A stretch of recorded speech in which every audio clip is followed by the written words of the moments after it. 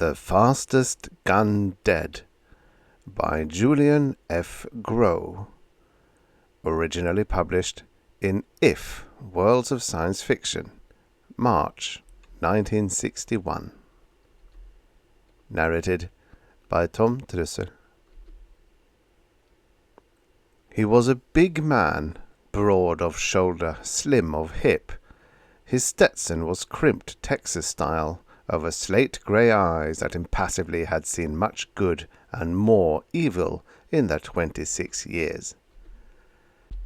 He stood in the saloon door with the dust of the streets of Dos Cervezas Pequeñas still swirling about scuffed range riders' chaps.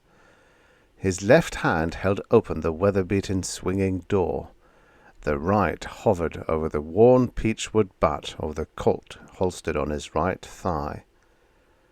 The slate-grey eyes, emotionless, swept the crowd bellied up to the bar, and stopped at one man. When he spoke, it was flat, but with a ring of tempered steel, and every man but that one drew back out of range. "I want you, Dirty Jake," the big man said. "Now." Dirty Jake shot him into doll rags, naturally. Dirty Jake Needlemeyer was, you might say, the most feared ribbon clerk in the territory. Easily the most. I remember him from the early days, from the first day he came to town, in fact. I remember because he got off the stage just as I was leaning out the window nailing up my brand-new shingle, and my office was, and still is, upstairs next to the stage depot. I was down on the boardwalk admiring it, all shiny gold leaf on black, like the correspondence school promised. Hiram Pertwee, M.D. His voice broke in on me, all squeaky. "Beg your pardon," he said. "Where's the YMCA?" Well, that isn't the usual sort of question for here. I turned around. There he was. A scrawny little runt, about knee-high to short, wearing a Panama hat, a wrinkled linen duster, and Congress gaiters. He wasn't especially dirty then, of course, only about average for a stage passenger. He kind of begrudged his face, with little squint eyes and a long thin nose, a moustache like a hank of Spanish moss, and just about chin enough to bother shaving.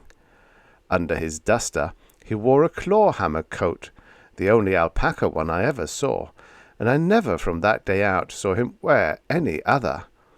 He stood there looking like he'd never been any place he really cottoned to, but this might just be the worst. I was just a young squirt then, and not above funning a dude. I told him the YMCA was around the corner, 2 doors down, and up the back stairs at the Owl Hoot Palace.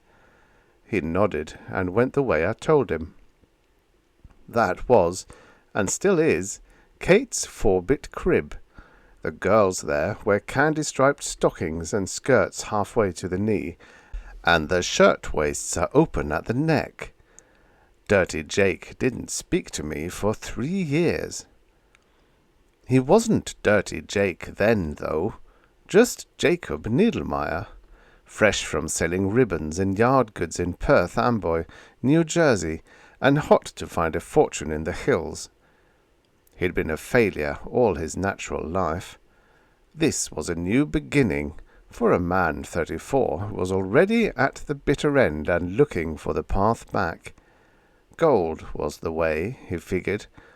He was going to get it. But he didn't. He was back flat broke and starving in 4 months. He spent the next 17 years behind the notions counter at Martin's Mercantile, selling ribbon and yard goods, and growing old 2 years at a time. I think it tainted his mind. Leastways, from the time I got to know him, some 14 years gone, he's been what you might say a queer actor. At first, when the store closed at sundown, he'd take off for the near hills with a pick and a sack, still seeking for colour somebody might have missed. After a while he didn't bother with the gear. He just moseyed around all that rock mostly, I suppose, to be away from people. Truth to tell, people were beginning to avoid him anyway. He was getting kind of gamey over the years, and cantankerous generally. Maybe it's kind of funny we got more or less friendly, but doctors and ribbon clerks aren't so all fired far apart. They both have to do with people and their ways, and like to get shut of both now and then. Every couple of months I'd go along with him up in the hills to get the sick smell out of my nose. Night air and a night sky can be pretty fine if you've been looking at tongues and such long enough. Going out like that, we didn't say much. I preferred it that way, since Jake Nidelmeyer was a boob. A smart man can get on tolerably well with an idiot if both just have sense enough to keep their mouths shut. One time he didn't was when he brought along a bottle of rye. He got started and was going on to beat the band, yapping about how life was a cheat and someday everybody to respect Jacob Nidelmeyer, until finally I lost patience and told him that while I treasured our association beyond pearls, I'd chuck him off a cliff if he didn't shut the hell up. I was nice about it, and after that it was like I said, tolerable. Well, sir, about 2 years ago he came into my office while I was darning up some fool borax miner that got himself kicked square in the bottle on his hip. Jake stood in the corner picking his teeth while I finished. After the borax miner limped out, he spoke up. "Come in?" That was all the invitation he ever gave. "I guess," I said. I sloshed the suture needle in a basin, gave it a couple of swipes on the hone stone, and threw it in my satchel. That miner had a tough rind. Jake went out first. I closed the door behind us, not locking it, of course, because our night marshal was kind of my relief surgeon whenever I was on calls. He was a Seckish hospital orderly during the rebellion. He was better with a saw than with sewing, but he could tie up most wounds well enough to do till I got back. Jake and I set out south up the mountain trail, but pretty soon it hit me he was heading someplace considerable more directly than we usually did. Sure enough, he took off at an angle from the trail after a bit. We struck up into some fairly woolly country. He wasn't following any sign I could see, at least not by moonlight, but he kept going faster until I was plumb out of wind. We were in the hills overlooking Crater Lake when we came to kind of an amphitheater in the rocks, some 20 feet across. He stopped at the edge of it and stood staring in, silent and breathing catchy. Me, I just chased my own breath for a while, then looked too, and saw what he was aiming at. Right in the middle, shining pale in the moonshine like nothing else does, was a pile of old bones. Jake, I saw, had seen it before. It was scaring him yet. "Old bones, sir, are still bones. I've seen and set my fill. But after I got a good look at these, they scared me too." There were 4 skeletons altogether, all nicely preserved, and only 3 of them were men. Injuns, I mean. You could tell that from the shreds of buckskin. 2 of them still had weapons near their right hands, one a stone knife, the other a lance, and the top of each of the 3 skulls had been shot clean away. At least, half of the top had, and the same half on all 3. Almost the entire os frontale and ossa parietalia on the left side had gone on each one. I hunkered down to see closer, while Jake stood back and shook. I struck a sulphur match and saw something else about those 3 redskin skulls. The edges where the bone was gone weren't fractured clean like a bullet or a club would do. They were charred. The 3 were sprawled around the 4th skeleton, and that was the one gave me the vapors. It was more or less man-shaped, but it wasn't a man, that I know. I don't believe I care to find out what it was. Instead of ribs, there was a cylinder of thin bone, and it had only one bone in the lower leg. What there was for a pelvis, I've never seen the like, and the skull was straight out of a Doré Bible. There was a hatchet buried in that skull. The bones of the right arm were good and hefty, and it had 2 elbows.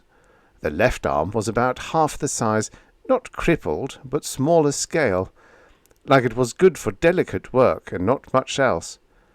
About 10 inches from the widespread 6 fingers of its right hand was what you knew right off was a weapon, even if it did look like an umbrella handle.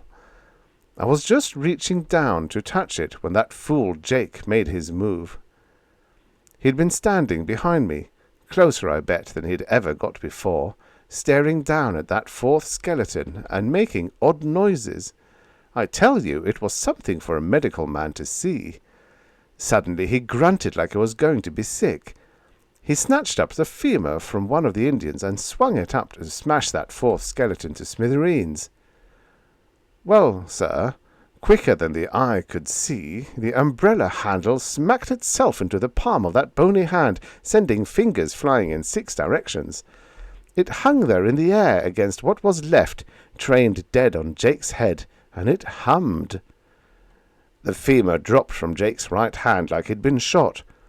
He hadn't, though, because he was still wearing his skull, and by that time running. Soon as he did, the umbrella handle flopped over and just lay there, the hum dying away. When it stopped, the place was pretty quiet, because Jake was off in the rocks and I was going over some things I wanted to say to him immediately I was able to talk again. That 4th skeleton had the fastest draw I'd ever seen. Jake stuck his head up from behind a boulder. "Doc," he said, "why didn't he shoot?" The question wasn't as all-fired pip-witted as Jake was capable of. It took me upwards of 3 weeks to work out why a weapon that could draw and aim itself didn't shoot too. I'd heard a little clink when the weapon flew into the skeleton's hand. It came from a metal disc that lay in its palm, toward the heel of the hand. The disc was thin, and only about as big as a 2-cent piece. The mate to it was set in the butt of the umbrella handle, convex where the other was concave. Going at it kind of gingerly, I slid the disc in my vest behind my watch and put the umbrella handle in my right coat pocket. It was a key-wind repeater with a gold hunting case, that watch, and I worried about it every step down the mountain. I walked a good 400 yards behind Jake all the way back into town, just to be on the safe side. We didn't linger either. We wanted lights. By the time I got the 2 objects locked in my roll-top, my heartbeat in anybody else would have had me telling the sexton to start his hole. I prescribed bed for me, told Jake, who hadn't hardly even drawn breath the whole time, to go to hell, and retired. Next day a squabble came up over some borax rights up country. I didn't get to open that roll-top for a time. Then one early morning, coming back in the buggy from a house call in Pockmark, 40-odd miles north, I got to worrying again at the umbrella handle and those dead Indians. Seems like 4-5 times a week some chunkhead hunkers down hard with his spurs on. When I got to the office that night, there was one waiting, a bad one, Spanish rowels, and Jake was sprawled in my chair, picking his teeth with my spare scalpel. I patched up the chunkhead, took the scalpel from Jake and rinsed it off, and watched him suck his teeth for a while. It began to look like it was going to be stubborn. So finally I said, "Say, Jake." He grunted. "Jake," I said, "I think I've got that dingus figured."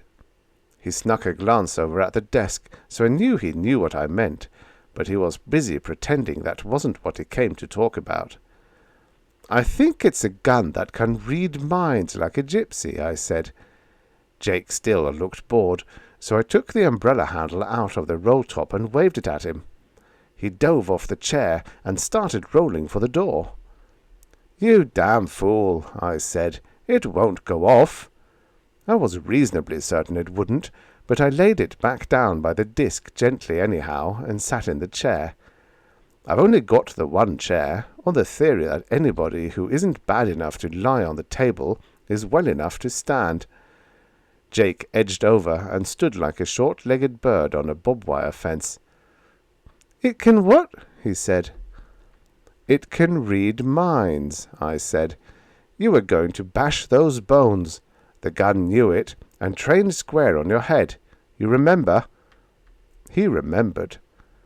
"And those Injuns," I went on. "You remember them? The left side of the head on each of them was blown off." I hauled down a roller chart of the human skeleton. First time I'd done that since I don't know when. "This up here is the brain," I said. "We don't know a hell of a lot about it, but we do know it's like a whole room full of telegraphers sending messages to different parts of the body along the nerves. They're like the wires. This left hemisphere, right here, sends to the right side of the body. Don't fret about why. The nerves twist going into the spinal cord. Okay, we know too that the part of the brain that sends to the arm is right here, in the parietal lobe, right under the chunk of skull that was shot off on those 3 Injuns." "Sure," Jake said, perching on the table. The old billy-goat was beginning to get impressed, even if he didn't have any notion of what I was talking about. I didn't have exactly much notion either, but I kept on. "The brain works by a kind of electricity, same kind as in the telegraph batteries at the depot. This gun—" I tapped the umbrella handle, and Jake started off again, but caught himself. "Has some sort of detector, a galvanic thermometer that senses electrical messages to the nerves." From here on in, it was pure dark and wild hazard. "Obviously," I said, "whenever one of those signals goes from this cerebral motor area here in the left hemisphere down to make the weapon hand move, it must be a special signal this gun was built to catch, just like a lock is made for one particular key. And near as I can figure, the gun has to be able to tell when that move coming up is going to be dangerous to the man holding it.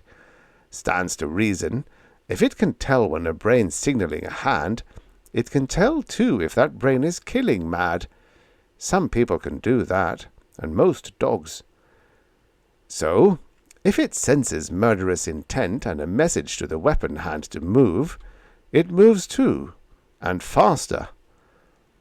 It homes on this disc like a magnet right into the hand of the gent that owns it, and aims itself plumb at the place the signal is coming from." I tapped the chart. "Right here." I poked the gunk out of a corncob, packed it, and lit up before going on. Jake stared at the umbrella handle like a stuffed owl. "Now, that 4th skeleton we saw sure as hell isn't human. He isn't from anywhere on this green earth, or I miss my guess. Might even have something to do with Crater Lake there, years ago. But we aren't likely to find out. But we do know that he fought 3 Injuns that probably jumped him all at once, and he killed every one of them with this gun before he fell." That brought Jake up short. "The territory is kind of violent generally, and anybody or anything good along that line would be bound to have the sober respect of a ninny like Jake." I dug up an old glove and used spirit gum to stick in its palm the little disc from the skeleton's hand. I pulled the glove on my right hand and stood up with my hand about a foot over the umbrella handle. "Okay," I said. "Kill me." He was so orry-eyed by then, he damn near did it just to be obliging. But then the recollection of the night on the mountain and the 3 Injuns with their heads shot off sifted through, and he shied off. "Hell no," he hollered. "I seen that thing go before. I ain't about to get my head blowed to bits." And he went on. Well, it took me the best of 2 hours. I showed him the 2 studs on the underside that most likely were a safety device. I explained how probably the gun wouldn't go off unless somebody was holding it with a finger between those studs, which was why it didn't shoot when it went into the skeleton's hand that night. I finally got him by telling him if I was right, we'd wire the 4th skeleton together, take it back east, and earn a mint of money on the vaudeville stage showing the fastest cadaver in the West. Mr. Bones, faster than Billy the Kid, and twice as dead. I said we'd bill it. Jake, he thought that was a lovely idea, and decided to go along. 14 times that eternal jackass raised his right arm at me, while I held my own gloved right hand over the weapon. But he didn't have any real heart for it, and 14 times the gun just lay there. Then I got a mite impatient, and kicked him in the kneecap. That 15th time he was truly trying. Skinny as he was, he'd have driven me clear through the floor, except that umbrella handle jumped into my glove and aimed dead at his forehead, snarling like a cougar. More correctly, the left side of his forehead. If I hadn't braced my index finger out stiff, that 15th time would have had him a dead man. Jake froze like a statue and hung in the air, staring at the gun, snarling away in my hand. Finally, I pulled the glove off with the gun still stuck to it and flung it on the desk. Then Jake gave me the 16th, and by the time I got up again he was gone, and the gun and the glove with him. Next morning the borax squabble blew up again. What with miners getting stomped, I didn't get to bed for a week, much less have a chance to find out where Jake and that damned weapon had lit out for. By the time I did, it was too late. Jacob Needlemeyer, the ribbon clerk, after 17 years, was on his way to glory as a legendary Dirty Jake. I got the start of the story from a drifter, name of Hubert Comus. He'd got into a kind of a heated discussion in a saloon south a ways that ended with him and his other man going for the hardware. Hubert got his Merwin and Bray 42 caliber out, and being a fool, tried fanning it. Of course it jammed, and he laid the heel of his hand open clear to the bone. 'Twasn't the hand bothering Hubert, though. Like most, the other man missed him clean, but when the barkeep threw them both out, Hubert lit sitting on the boardwalk, and took a 6-inch splinter clear through his corduroys. While I was working on him, he told me about Jake. A man, it seems, had turned up in a little settlement called Blister, about 2 days down the line. Nobody noticed him come in, except that he was wearing one glove, a shiny clawhammer coat, and Congress gaiters. The general run in the mining camps doesn't wear Congress gaiters. He got noticed, though, when he showed up in a bar-room wearing a pearl-grey derby with an ostrich plume in the band, and carrying a rolled-up umbrella under his arm. The little devil had stuck the shaft of a regular umbrella in the muzzle of the skeleton's weapon. It turned out he'd bought the derby that the storekeeper there had planned to be buried in. Where the ostrich plume came from, I never did find out. "He come right in the swinging door and stood there," Hubert said over his shoulder, "looking at the crowd. Purty quick they was all looking right back, I can tell you. That feather fetched 'em up sharp. Take it easy back there, will you, Doc? Then Homer Kavanagh, the one they called Hamhead, he bust out laughing. He laughed so hard he bent over double, and the rest of the boys was just beginning to laugh too when the little fella picked up a spittoon and dumped it down Hamhead's neck. The boys got mighty quiet then. Hey, easy, Doc, will ya? Hamhead straightened up, and his face went from red as flannels to white, just like that. He stood glaring at the little fella for a couple of ticks, opening and closing his fists, and then that big right hand went for the Smith & Wesson in his belt. Well, it was a double-action pistol, and it had a couple notches in the grip, but Hamhead never cleared it. I never even seen the little fellow draw. But there was Hamhead fallen with half his noggin shot away. "Gently, will you, Doc, gently." The little feller stood leaning on his umbrella, looking down at him. "What was that man's name?" he says. "Hamhead Kavanagh," somebody says back. "Hamhead Kavanagh," the little feller says. "He's the first." Then he shoves the umbrella back under his arm and goes out. We never saw him again. Some say it was a bootleg pistol he used, or a derringer in his sleeve, and some say he had a partner with a rifle in the street, but there wasn't nobody there. I was standing as close to him as I am to you, Doc, and I swear it was that umbrella. Ow! Hamhead Kavanagh was the first. I had kind of a personal interest in Jake and his weapon, so I kept track. There was Curly Sam Thompson, Big John Ballantyne, Redmeat Carson, Uriah Singletree, and 12 others known of, all dead within 18 months. Any man Jake could hoorah into a fight, with never a chance to get his right hand on iron before his head gave the signal and got blown off. He took them all on, and he never lost, because he couldn't. Jake was king of the hill now, all right. He had the success he yearned for. Yet, when he came back to see me last April, it wasn't to brag. He was in trouble.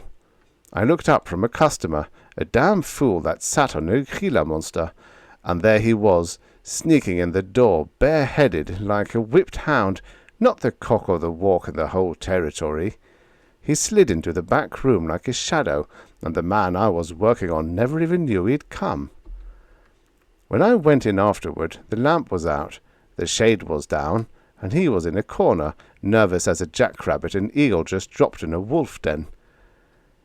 "Buried my derby under a pile of rock up in the mountains," he whispered.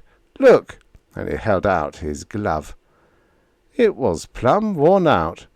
The little metal disc was hanging on by a strand of spirit gum, and the fabric of the palm was in shreds. I looked at him for a minute without saying anything.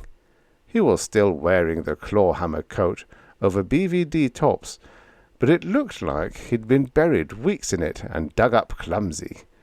He had on greasy rawhide breeches and battered cowhand boots for shoes. He had a month's beard on his lip, and he stunk. This here was legendary Dirty Jake, no question about it. "Get a new glove?" I said. "Nope," he answered. "No good. Last week in Ojo I took the glove off to scratch, and right then a man braced me. He threw me in a horse trough when I wouldn't fight. I want you to fix me up good. I want you to open my hand up and set the dingus just under the skin and sew it up again. Knew a fella did that with $5 gold pieces 'cause he didn't like banks. Worked fine till he got a counterfeit, and it killed him. I'll lay low in the hills till the hand heals. No problems after that." No problems? Maybe so, but I'd been doing some thinking.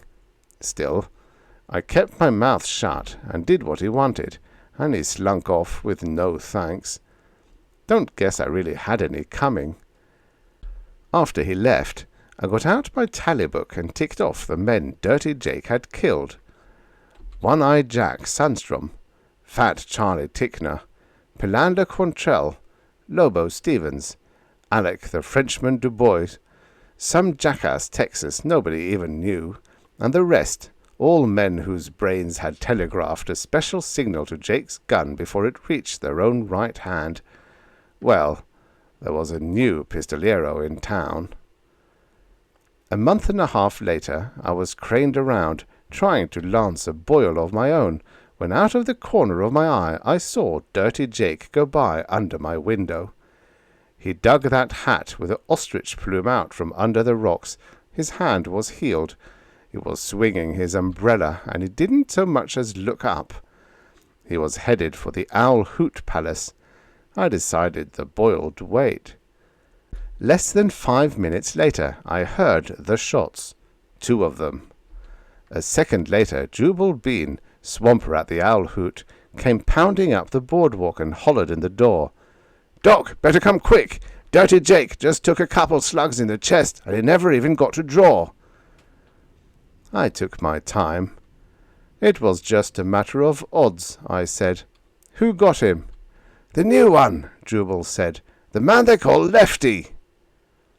Well, a couple more weeks to bleach, a little wiring, and I'll be heading east. Look for the billboards. Mr. Bones, the fastest drawer in the West. Faster than Billy the Kid and twice as dead. Presented by Hiram Pertwee, M.D. All I've got to do is figure how to keep getting mad at Jake. The end. Subscribe for your daily stories or futures past. You know, many of these stories were written in a time where 50 years ago was in the future.